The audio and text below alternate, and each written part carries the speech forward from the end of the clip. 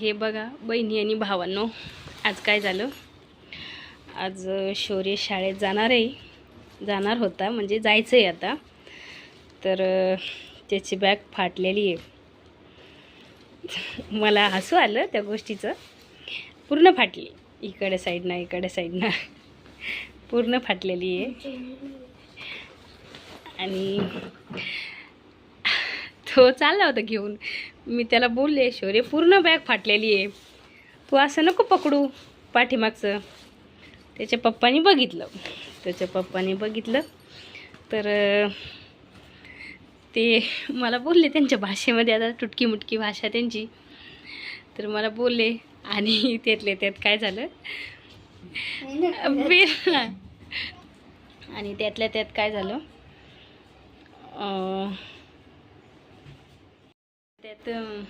त्यातल्या त्यात काय झालं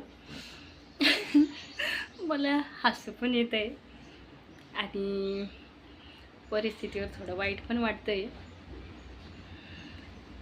शौर्यची पॅन्ट फाटलेली होती पाठीमागून. तर चालला होता असं बाहेर चालला तो, आणि त्यांनी बघितलं. आता बघायला येतं कोणी त्यांना पैसे दिलेले होते. म्हणजे मला त्या गोष्टीचं नवल वाटलं. ते बघा, म्हणलं माझं पैसे नाही आहे. तर त्यांनी मला हे 600 रुपये काढून दिले आणि मला म्हणते जाय आणि आण पण त्याला बॅग, पुन्हा कपडे. एवढं दुखत असताना, म्हणजे छान वाटलं मला. एवढं दुखत असताना त्यांच्याजवळ पैसे होते, त्यांनी काढून दिले.